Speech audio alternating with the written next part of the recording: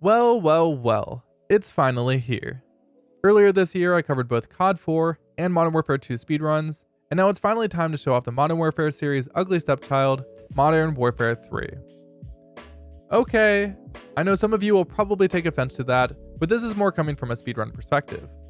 I actually love Modern Warfare 3 for its amazing graphics, cinematics, storytelling, and in my opinion, superior multiplayer experience. But I didn't come here to talk about that, I'm here to talk about the speedrun.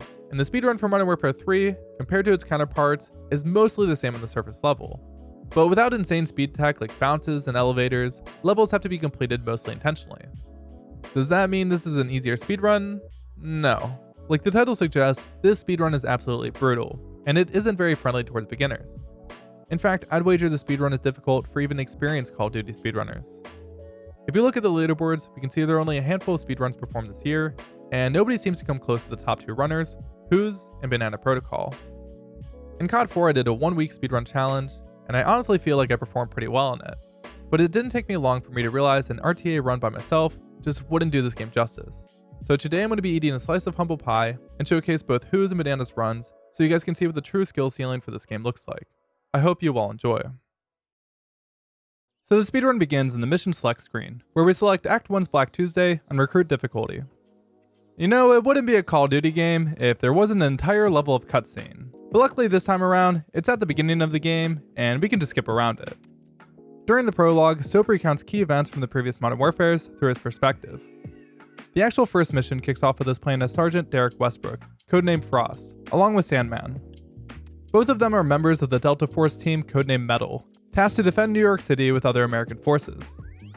Climbing out from an overturned Humvee in Manhattan, our primary objective is to advance along the street towards the stock exchange. We'll start out by instantly switching to the XM25 for increased speed and eliminate any enemies in our path to speed up our teammates as we maneuver to the first building. Upon entering the building, it's crucial not to advance too quickly until the green text appears in the top left corner to avoid mission failure. Once we open a specific door, we sprint past Sandman and kill all enemies on our path so that they don't slow down our teammates, and once we approach the next door, we can shoot 2 of these enemies through the crack. Sandman tells us to employ a 9-bang, but since we already killed the enemies, we won't have to worry about that. While progressing towards the stock exchange, we face heavy enemy fire and can opt for a slightly cautious approach, which is to just not run through this area and instead take some time to shoot some enemies that target us, especially considering that we have to wait for Sandman to catch up anyways. However, all enemies in this area despawn after you reach the top of the escalators, so you can also just run past all the enemies if you're confident enough. Upon entering the stock exchange, we run to the roof as quickly as possible to hit another kill trigger to optimize Sandman's speed. On the rooftop, we'll deploy Thermite to eliminate a radio jammer, facilitating air support's arrival. Once Sandman begins his dialogue, we bring out the Predator missile to clear enemies on the adjacent rooftop. We'll want to wait for the enemies to fully run out of this building before firing to make sure we hit as many as possible so that it only takes 4 Predator shots before the helicopter spawns, and when it does, we'll take that out as well. Afterwards, we'll board the helicopter, and the remainder of the mission centers on shooting down enemy helicopters. Nothing we do really matters at this point, as long as we don't die. Towards the end, the helicopter collides with scaffolding at a nearby construction site, causing it to spin out of control, nearly ejecting Frost from the cabin. Fortunately, the pilot regains control, and the team proceeds to their next mission while receiving a briefing. In the next mission, Hunter Killer, the Metal team embarks on an underwater journey through a submerged Brooklyn Battery tunnel, heading into the waters of the New York Harbor. Their objective is to hijack a Russian submarine with the intention of turning it against its own fleet, forcing the Russian army out of the harbor. For the first 3.5 minutes of this mission, we'll be swimming underwater, and there's not much else to this other than swimming in as straight of a line as possible. Eventually we'll reach the submarine and plant a mine on the back side of it. Also, as a side note, anytime we have to interact with something, we can usually just hold the interact button, and the game will buffer the input frame perfectly. Upon reaching the top of the submarine, we move forward immediately to help increase Sandman's speed. The next phase involves navigating through the sub to various checkpoints. This is somewhat difficult due to narrow walkways and enemies scattered throughout. Again, staying ahead of Sandman is believed to increase his speed, but for the most part our allies' movement is always going to be inconsistent. Some speedrunners may save time by moving quickly, while others may achieve the same time with standard movement. Either way, we'll just need to clear out enemies when they appear in front of us to avoid getting meleeed, and eventually we'll reach this door. Approaching the door activates a kill trigger, despawning all the enemies, so now we'll just wait for Sandman to catch up. Afterwards, we'll initiate a breach and eliminate all enemies as fast as possible. Anytime we have a breach like this, we can fire one shot and then reload to cancel the slowdown effect. Following a brief exchange of dialogue, we'll engage the console as soon as the option becomes available. This enables Frost and Sandman to utilize the missiles against the Russians. Once completed, they exit the submarine and make their way to a Zodiac watercraft positioned nearby. The mission's final 90 seconds revolve around following our teammates and maintaining a straight line course. Attempting shortcuts or anything creative is not a viable option, as it usually results in mission failure. Our ultimate destination is the CH-46 Sea Knight, serving as the extraction point to facilitate the team's escape from Manhattan. Up next is Persona non grata. It starts with Soap, who is still wounded from the events of Endgame and Modern Warfare 2. Nikolai and a doctor are attempting to aid him, and an ex-ultranationalist named Yuri is sent to assist Captain Price, the Russian loyalists, and other task force members in protecting Soap. A plane crashes into the building's wall, and enemy troops will soon begin to pour in. We'll start out by picking up the nearby MG36 and toss a couple of grenades, just as Price finishes saying courtyard. This entire section relies on how quickly we clear it, so ideally the grenades get a decent number of kills to spawn in the enemies on the top sooner. Eventually some bullets will spray in, somehow only hitting the medic, so we'll hop in and give Soap a booster shot. An ultranationalist soldier will breach a room, but Price disarms him and shoots him in the head. We'll head out the door and shoot the enemies in the hallway, as well as the others swinging down before they even touch the ground. We'll move downstairs and enter the courtyard to eliminate all enemies. It's crucial to be cautious during this section, as clearing the courtyard before Nikolai and Soap spawn to start their path means they won't be present in the later section, which could potentially cause a mission failure. There is a small out of bounds skip here that saves about 5 seconds, which involves sprinting forward at a small light on the wall and jumping just before hitting it. This bypasses a trigger that would make Price halt until the courtyard is cleared. After all enemies are killed, we can do a tricky jump here to place us on top of the roofs to reach the next area more quickly. This allows us to reach the next door quicker, which despawns a handful of enemies, meaning our allies will move a bit quicker. Although while waiting for our allies to open the door, we do have to stare at them the entire time, otherwise they won't open the door for some reason, which is such a silly way to potentially lose time. After they breach the second door, we'll wait for Price to catch up, and hope he doesn't take too long. Nikolai mentions a weapon cache nearby that contains an unmanned ground vehicle. Price opens the floorboard in this building, leading us to the basement where the vehicle is located. But the controls for the vehicle are in Russian, so Yuri takes control of them. Our primary goal here is to stay ahead of Price and Nikolai and clear out the enemies to keep them safe. Luckily we have plenty of grenade shots to use here, making the section pretty simple, clearing large clumps of enemies with grenades and any stragglers or aircraft with a gun. Once Price and Nikolai make it to the helicopter, the vehicle gets drone striked, and we'll just need to strafe directly to this building. The fire from a Reaper causes the structure under Yuri to collapse, sending him sliding down a hill and eventually into a river. We'll just need to make sure to move around the falling building, and after falling off the ledge, the level is over. The strong currents make it challenging for Yuri to escape, but he eventually grabs a hold of a rock near the shore and crawls onto land. His friends find him and bring him back to safety. In the mission Turbulence, it's primarily an auto-scroller with limited speed tech.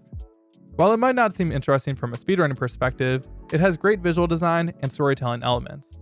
So here we'll focus a little bit more on the lore. We begin as Andrei Kharkov, a Federal Protective Service of Russia agent, aboard a plane with the Russian president, Boris Forshevsky, who's engaged in a conversation with his daughter about the peace conference in Hamburg. The objective of this conference is to negotiate a peace with the United States and NATO.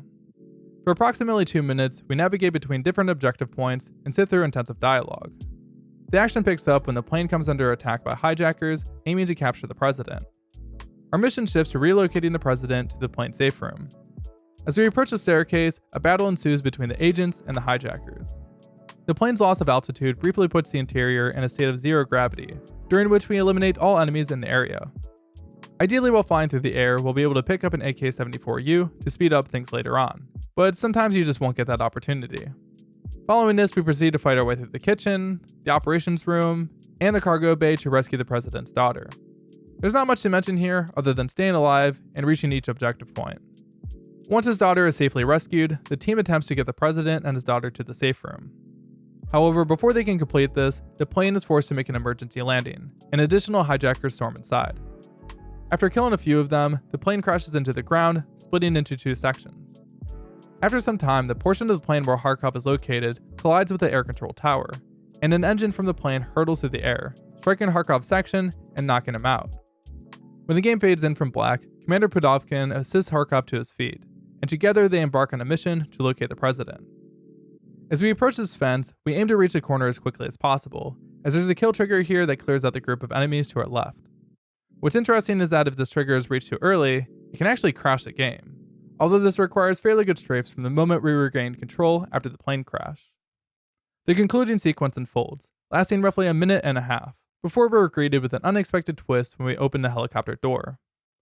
We were told to hold our fire, as we thought this was a friendly helicopter, but it turns out that the helicopter belongs to Makarov, who is standing inside. Makarov shoots Kharkov and Pudovkin, delivering a fatal blow to Pudovkin. As Kharkov lies on the ground, he overhears a conversation between Makarov and the president. Makarov demands the launch codes to solidify his control over Russia, but the president just calls him insane and refuses. In response, Makarov orders his men to find the president's daughter, emphasizing that every man has his weakness: find the girl. As Kharkov struggles to reach for his weapon, Makarov spots his movement and delivers a second fatal shot, ending his life.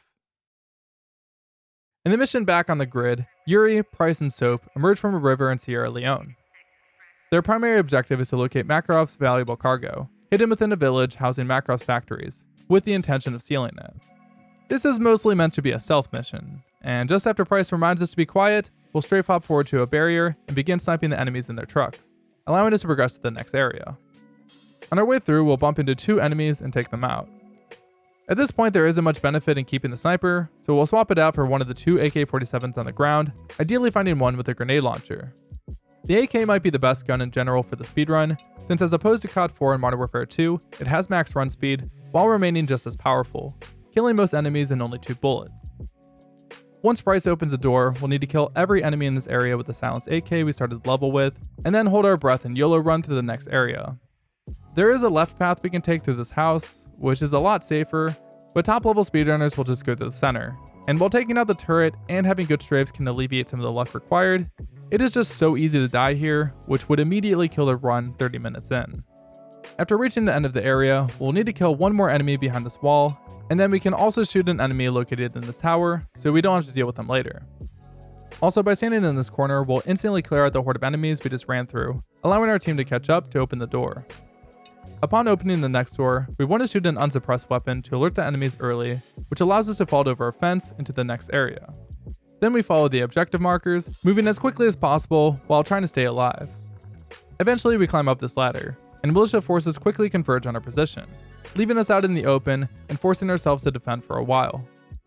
This section is incredibly difficult, and I'm convinced top runners haven't only memorized the spawn locations, but also know every enemy's age, home address, and social security numbers, because watching them clear through this area is insane. The only way I was managing to get through here consistently was with the turret on the back of the truck, but speedrunners will want to avoid doing this because you can't leave the turret until after this lengthy cinematic ends. Moving on to the next area, we'll kill 2 enemies on the way to speed up our teammates and eventually fall through a ceiling, only to get jumped by this enemy. Our immediate goal is to seize control of a mortar, so we head in that direction, eliminating any enemies in our path as they can get dangerously close to us. Once on the mortar, we destroy 3 cars and a group of enemies, but we can afford some extra time to do this, given that we're waiting on Soap. Next, we perform an out-of-bounds glitch, either by jumping onto this railing, and then jump on this tree, and around the wall to get on the roof, or by utilizing a fence to maneuver onto an invisible barrier, giving us a shortcut to the church.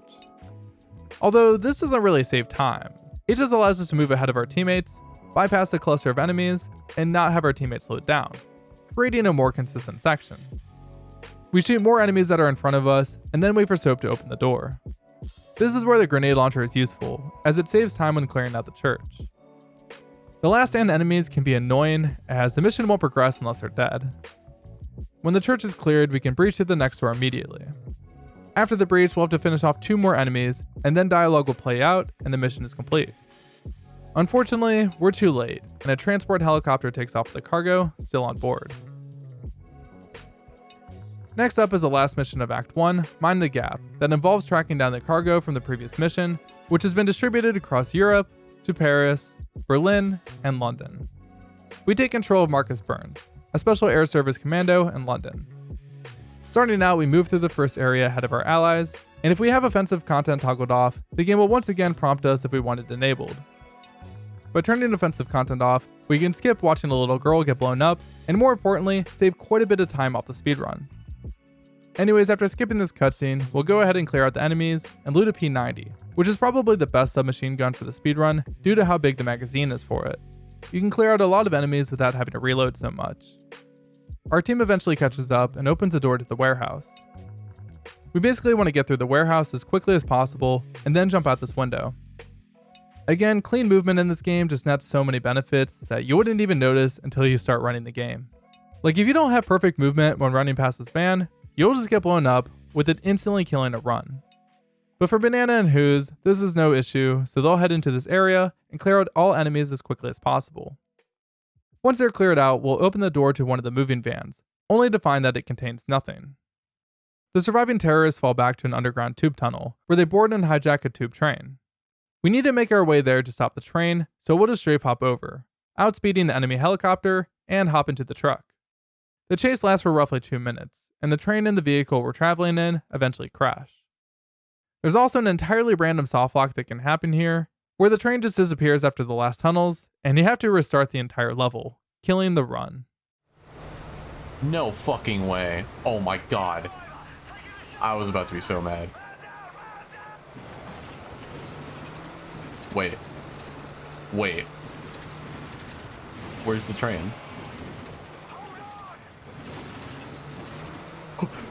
What? Once the game fades back in, we need to escape the train station and just run past all the enemies. Once we're at the top of the stairs near the surface, it activates a trigger to teleport Sergeant Walcroft to us, and we'll check behind to see if he's on the correct path towards us. If he's stuck in any weird animation or just not moving forward, we can fix this just by shooting him. Finally, we run to our allies and trigger the end sequence. The SAS team opens fire on another terrorist truck that they think contains chemical weapons. However, it turns out to be another decoy.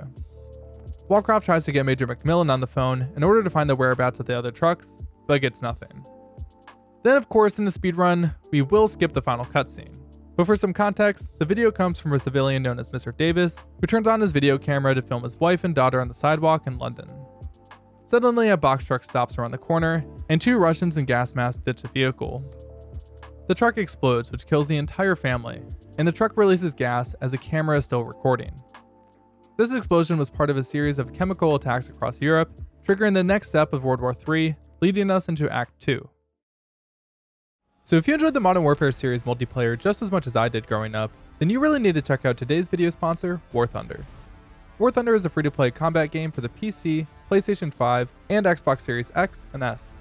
Rather than strafe hopping around a bunch of enemies, or glitching your way out of bounds, in War Thunder you'll be taking your battles to the sea, land, and the sky, and battle with over 2,000 different types of vehicles, including tanks, planes, helicopters, and ships, either with local play, or you can match up with other players in online PvP.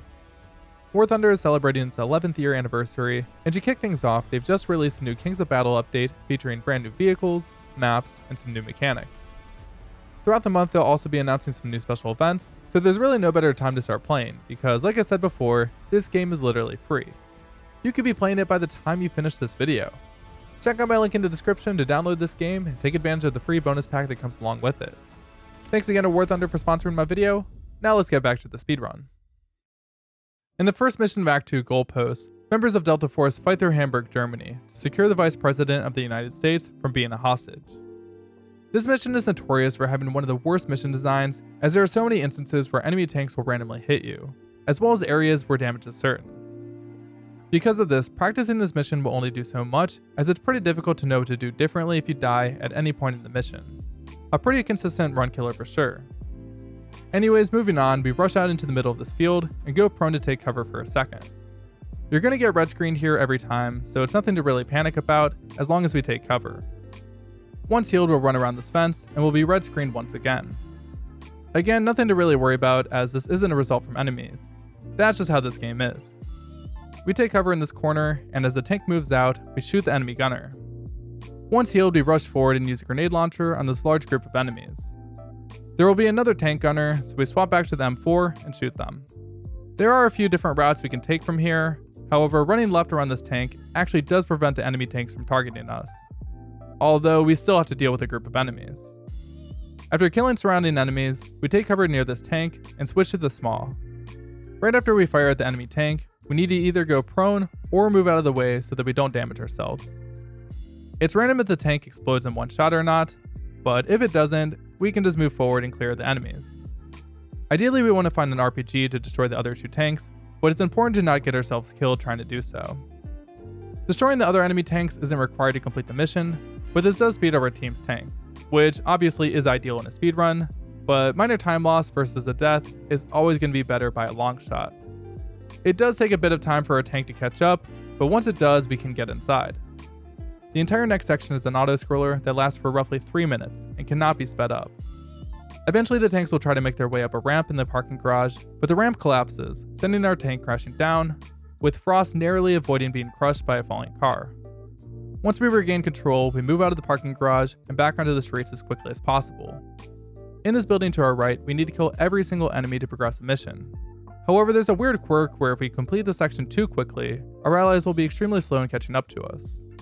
It's unknown why this is the case, but it's recommended to not overly optimize this area. Afterwards, we then make our way to where the Vice President is being held hostage and breach the door. There's a guy on the right that needs to be shot first, and then every other enemy after. Again, we can perform another reload cancel to speed up the slow-mo, and once the enemies are killed, we just wait for the mission to end. The Vice President is saved by the Delta team, and they're all extracted to safety. Next up is the mission Return to Sender, where Yuri, Soap, and Price are in a search for a man named Woolrabe, the commander of the African militia in Somalia, who was involved in the distribution of the chemical that caused the attacks in Europe. There are a number of paths we can take in this mission, all of which affect the pace of Price and Soap differently. The path taken in the individual level world record gives Price and Soap the best chance of having a fast pace, which more or less is traveling in as straight of a line as possible to the first objective point. Ideally, we aim to reach this building in less than 50 seconds from the start of the mission, so that Price and Soap teleport to the breach door early.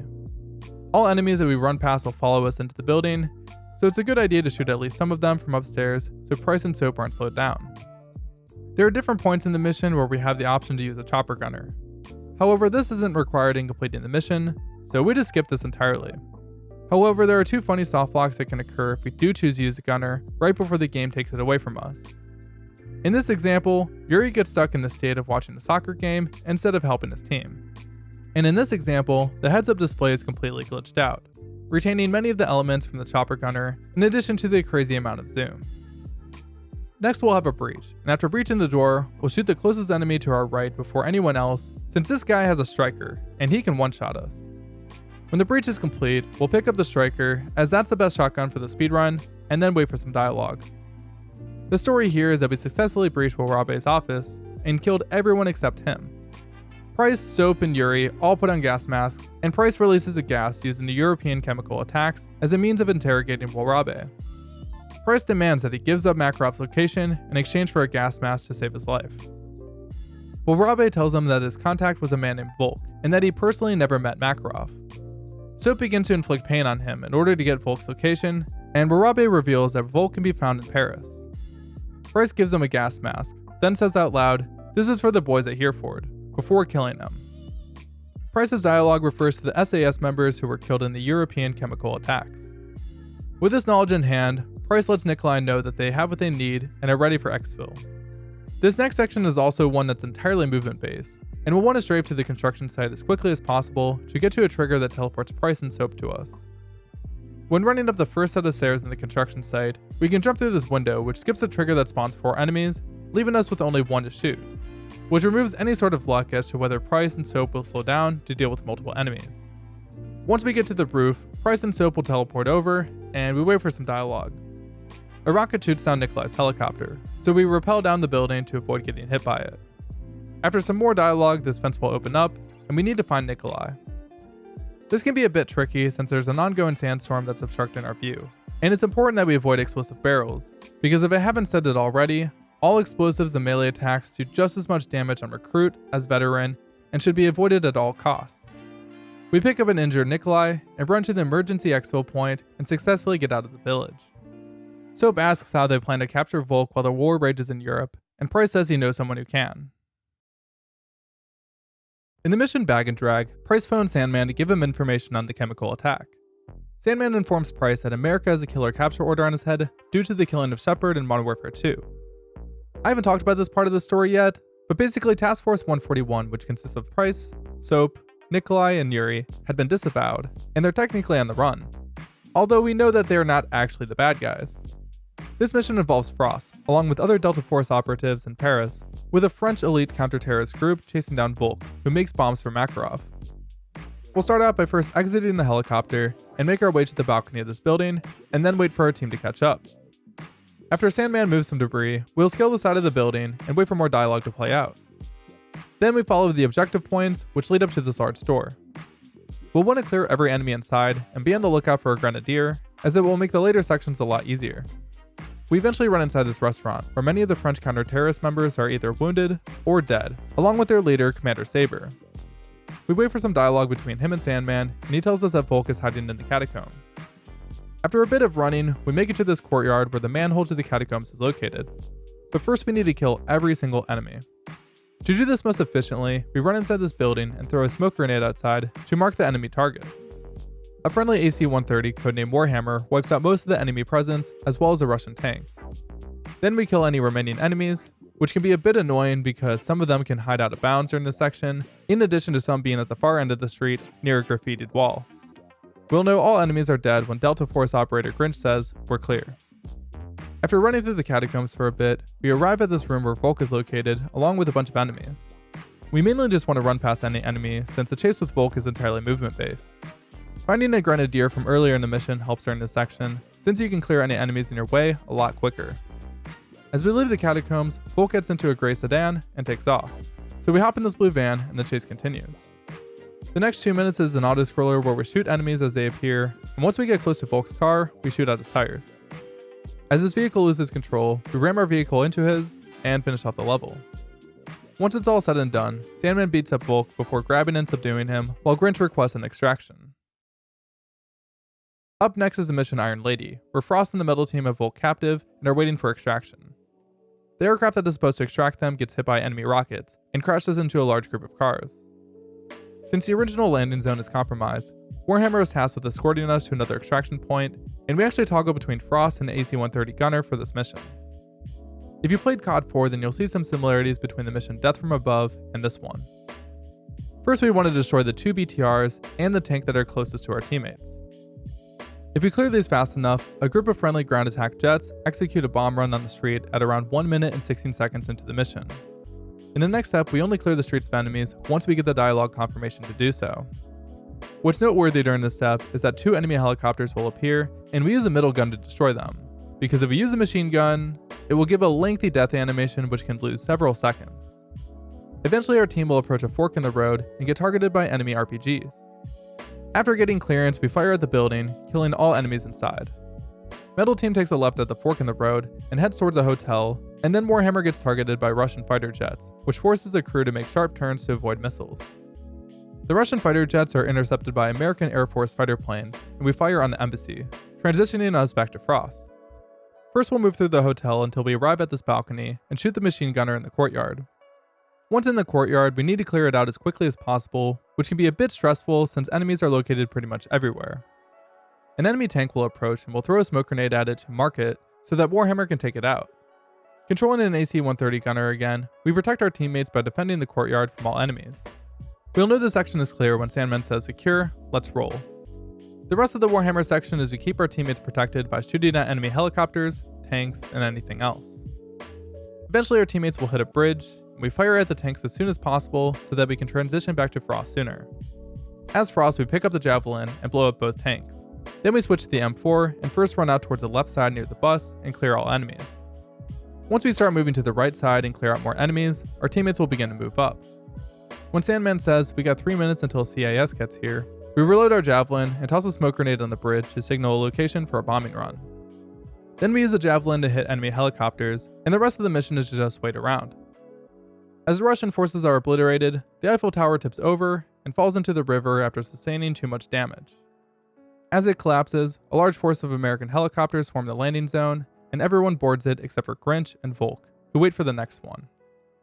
The mission ends with Metal Team being extracted from the bridge with a view of the destroyed Eiffel Tower. In the mission Eye of the Storm, Volk tells Sandman everything he knows, including a meeting that Makarov plans to have with his advisors at a hotel in Prague. Sandman relays this information to Yuri, Price, and Soap, who then make their way to Prague. The mission opens up with the trio sitting in a sewer, and we need to make our way to the Czech resistance. We slowly move around the water and stop whenever Price tells us to. Kamarov and the resistance pulls them out of the sewers, and Price heads off with the resistance, while Yuri and Soap's goal is to reach a tower to provide support for Price. We're supposed to follow Soap in a stealthy manner. However, it's actually faster to just get detected by enemies and shoot them one by one.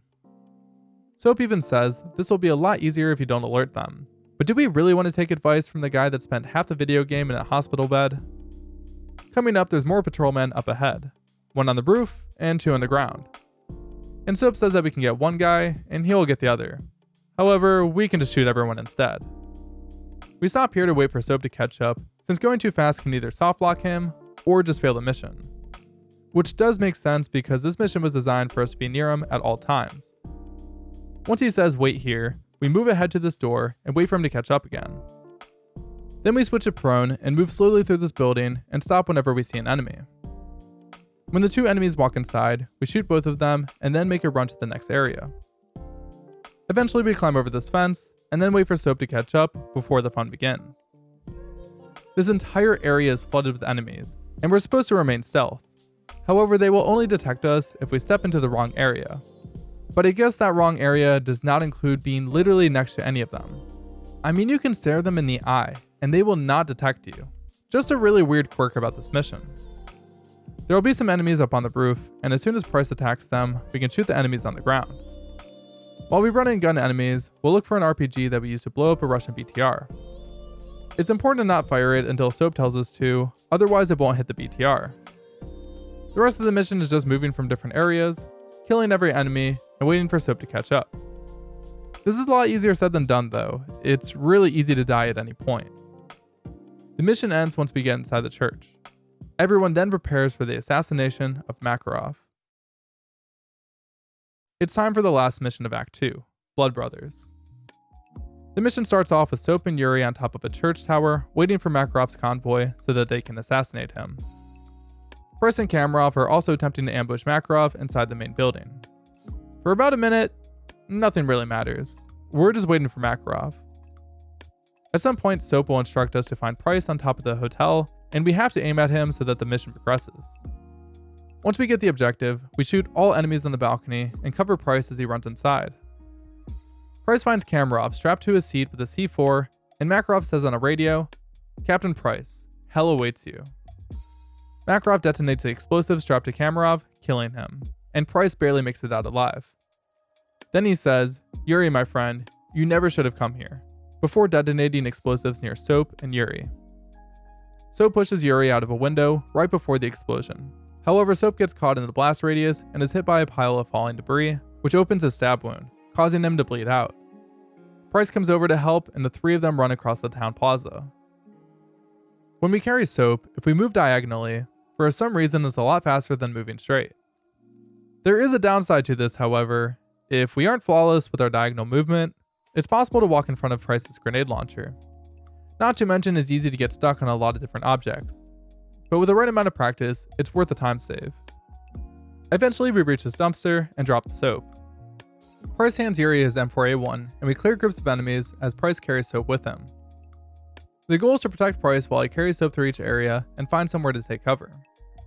As we exit a building and approach this concrete barrier, we wait here until Price catches up, because moving up too early causes them to get stuck. For the rest of these small areas, we clear all enemies ahead of Price so that he doesn't slow down. Eventually the Czech resistance comes to our aid and fends off enemies, while we move Soap to a table inside this building. Unfortunately, Soap's injury was too severe and he passes away. But before he goes, he tells Price that Makarov knows Yuri. We rush over to this door to open it, and then Price punches Yuri in the face, knocking him down a set of stairs. Price, who's obviously pissed about Soap's death, begins to question Yuri while holding a gun to his head, and then a few flashbacks will play, which serves as Yuri's backstory. Basically, Yuri was Makarov's right-hand man at one point, and was present when Price and Macmillan attempted to assassinate Immerse. He was also there with Makarov when Makarov ordered al-Assad to detonate the nuclear bomb that killed 30,000 US Marines, all while they stood at a safe distance as they witnessed the explosion. At some point, Yuri probably realized the extreme magnitude of what Makarov was doing, and eventually tried to stop him.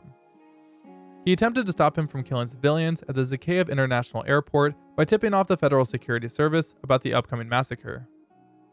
In response, Makarov shot Yuri in the abdomen and left him for dead. Anyways, back to the speedrun. If we want to speed up the next cutscene, we can crawl early during the black screen, allowing us to exit out of it much sooner.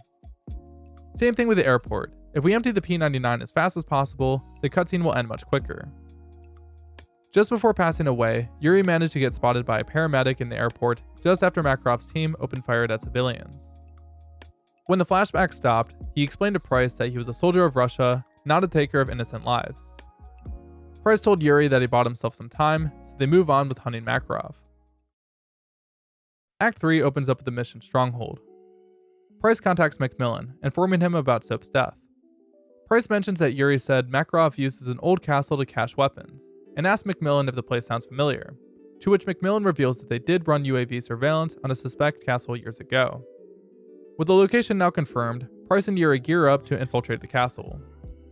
When we move at the start, we stay far to the right to avoid detection. We shoot a few enemies in front of us and loot them for a good gun, and then wait by the ledge until Price catches up.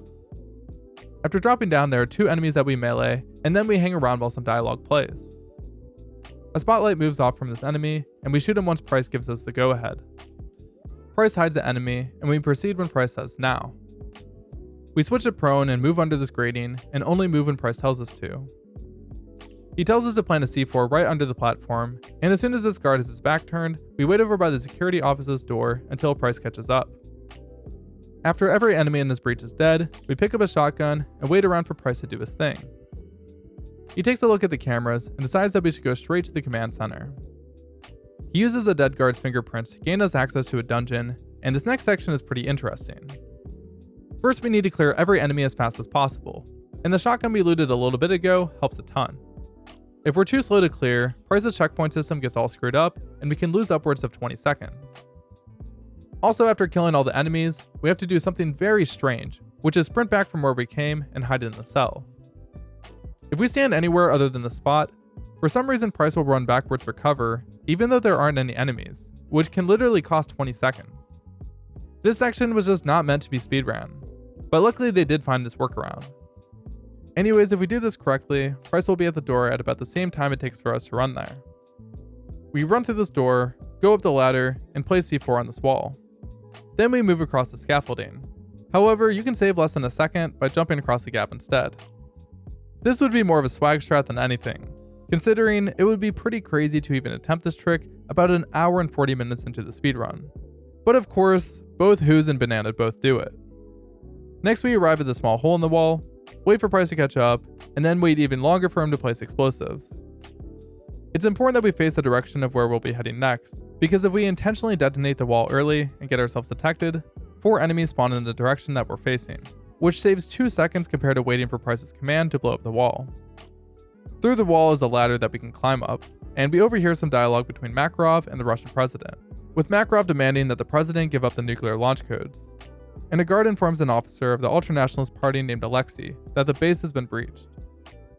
Price throws a grenade through the vent to buy him and Yuri some time, and we slide down to avoid being hit by the explosion. Once we regain control, we run and gun about every enemy we see, and this section is entirely movement based since we are on the run for quite some time. This whole journey can be a bit confusing, and it can take several attempts to learn the proper route. Once we reach this objective marker, we detonate the C4 that we placed earlier and jump out the window. After running straight and killing more enemies, we wait by this car and defend ourselves for a moment. Price catches up and we steal the car in order to make our escape. This driving section is essentially an autoscroller. We just have to wait to use our parachute once the car plunges off a cliff. We safely make it to the ground, and Price signals Nikolai to pick them up. Next up is the mission Scorched Earth, which takes place in Berlin, Germany, as Delta Force is assigned to rescue the Russian president's daughter from the impending attack by ultranationalists. The first part of the mission is just a flashback, and nothing we do really matters. The mission opens up with the text 20 minutes earlier, which shows Frost and Sandman on MH6 Little Bird flying into a war-torn Berlin where many American troops and German tanks are advancing towards the location of the Russian president's daughter. Our first objective is to get to the roof of this building. However, we don't need to rush too hard since our teammates are on a timer as to how fast they're catching up to us. Once on the roof, we snipe 7 enemies on the other building, and then run to this corner to trigger some dialogue. Ideally, we try to find an RPG, P90, or an LMG on this roof, which have their own uses in making the upcoming sections faster. Once our teammates get on the other roof, some enemies will spawn near a doorway, and we can use the sniper to take them all out. However, top speedrunners use the ACR with hybrid sight just for the extra bullets. A couple of enemy tanks will spawn below us, and we can try to use an RPG on the first tank to skip a cycle of the airstrike, saving about 13 seconds. But this is honestly incredibly difficult to pull off. After all the tanks are destroyed, we stare at our teammates at the other building until they breach the door, since they won't move ahead unless we're looking directly at them. After they breach the door, we move over to the spot that they'll be rappelling from and wait until we get the option to do so. The story here is that Team Granite, a Delta Force fire team tasked with rescuing the Russian president's daughter, gets ambushed by the Russians and are all killed. Team Metal now takes over the responsibility of rescuing her. From here we follow the objective markers and use the RPG on any remaining tanks. Sometimes it takes 2 RPGs instead of 1 to fully blow them up. It's just random. The next objective point is a little over 100 meters away, so we just have to move towards it as fast as possible. About halfway through, we hit a trigger that shows a building rigged with explosives crashing down on the American and German forces. Once we regain consciousness, Sandman helps us to our feet, and this is the flashback that plays right at the start of the mission. We continue past the objective marker and through the rubble of this building until we reach this door. Once Sandman catches up, he opens the door, and this is where the P90 or an LMG can be really useful. A ton of enemies flood the area, and we want to clear them fast so that our teammates don't have to spend any time shooting them. After they're cleared, we have to wait by Sandman by the second set of doors and wait for him to open them. Then we move towards the final door, which is where the daughter is being held. As we prepare to breach it, the door explodes, sending us and Sandman to the ground. We grab Sandman's pistol and shoot 2 enemies, but once we're back on our feet, it's too late as the enemy helicopter takes off with the president's daughter on board. Grinch tries to take a shot, but Sandman stops him, saying that it's too risky, that their objective has failed. In the next mission down the rabbit hole, Delta Force and the disavowed Task Force 141 team up in an operation to save the Russian president and his daughter from a diamond mine in Siberia. As we move down in an elevator, it'll stop for a moment, and then we shoot 2 enemies through the elevator door before it opens. A Russian RPG hits the elevator, causing it to plummet downwards, and killing those 2 enemies early allows us to plummet downwards sooner. Once we leave the elevator, we run and gun enemies on the way to the next area. When we reach this door, we shoot an explosive barrel because it can easily kill us during this part. Once we turn around, every single enemy will be aggroed onto us, and we wipe them all out while waiting for our team to catch up. During this time, we ideally want to find at least 1 AK and 1 G36 Grenadier for the next section. Once the door is opened, we can use a grenade launcher to clear this area as fast as possible. When we're out of the mines, we rush to the small building and clear a few enemies around it. Then we take cover in order to take out the 2 enemy machine gunners in the cars. We blow up the left car so that it doesn't explode on us later, and then run over to it and switch to prone. We're under heavy gunfire the entire time, so we need to shoot any enemies that have a direct shot on us. After this big explosion occurs, we can move to the next area and start a breach. There are no enemies here, so we want to do the slow-mo cancel once again. We find the president's daughter tied to a chair, and she whispers that her father is being taken deeper into the mine. In order to rescue him, we start by killing every enemy on this catwalk, and if we're fast enough, we can rappel down to the bottom of the mines before our teammates catch up. Once at the bottom, we take the right side as it's a lot safer, otherwise we risk getting hit by random RPGs. When we get near the stairs, there's a scripted stun effect that plays out, so we throw a flashbang high into the air to cancel the effect. Once we clear everyone at the top, this will allow Price to move forward. We breach the floor and clear everyone quickly. There's a turret right behind us that we mount, and we sit on it until we hear the dialogue, "Looks like our ride's here." Once this is done playing, we can move to the end of the mission. If we move too early, it's possible to softlock the mission, which would be brutal at this point in the speedrun. Sandman calls for an evacuation via helicopter, and as we move towards the end of the mission, a helicopter is hit by an RPG and it crashes into Yuri, knocking him out. The rest of the mission is a little over 2 minutes of cutscene, and we see Sandman and Price firing at enemies, with Sandman telling Price to go.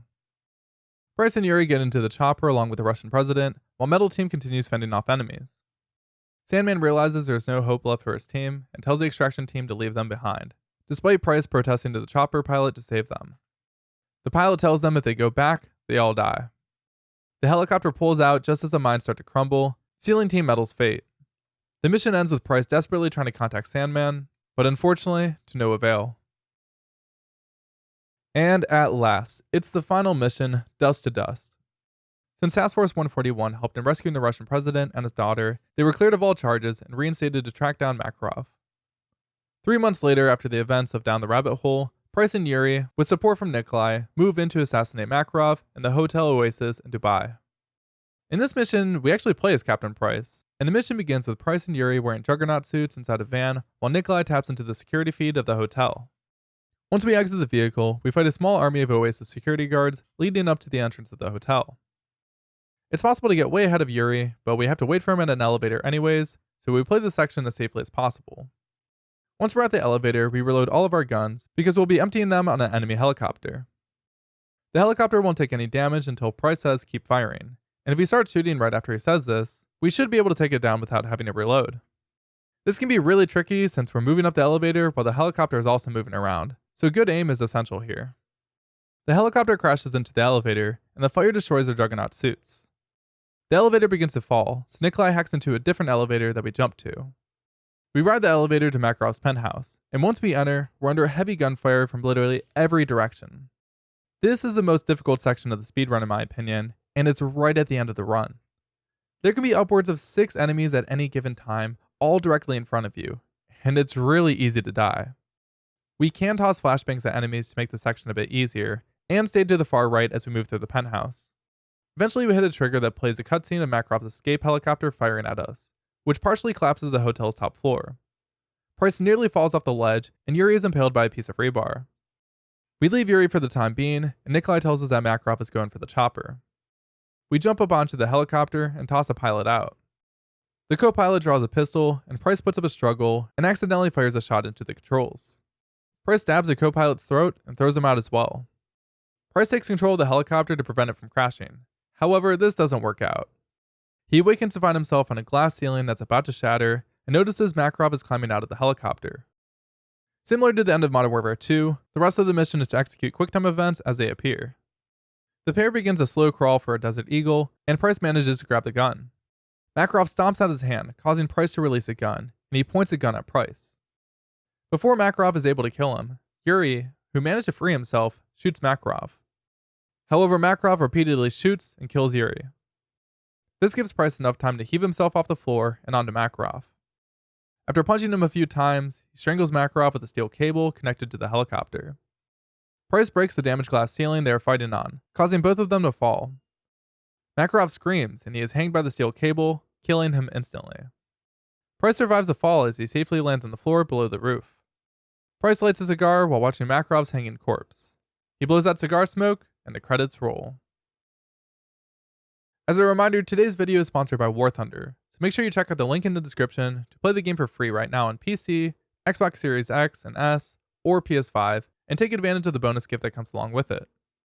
Also, special thanks to today's video MVP, Who's, who not only sat on Discord with me and taught me the entire run, and helped a lot with the script to make sure everything was as accurate as it could possibly be. Who's has been a massive help with these videos, and when I offered to pay him, all he wanted was a new Modern Warfare 3 that just came out. He's a really humble guy with an insane skill level at any first-person shooter he touches, and if you guys enjoyed watching his gameplay in this video, then you should definitely go follow him on Twitch at twitch.tv/whos_that to watch him live. If you made it this far into the video, then I hope you enjoyed it. Be sure to leave a like if you did, as that's the best way to show support, and subscribe for more speedrunning related content. That's all I have to say for today's video, so as always, I hope you all have a beautiful life.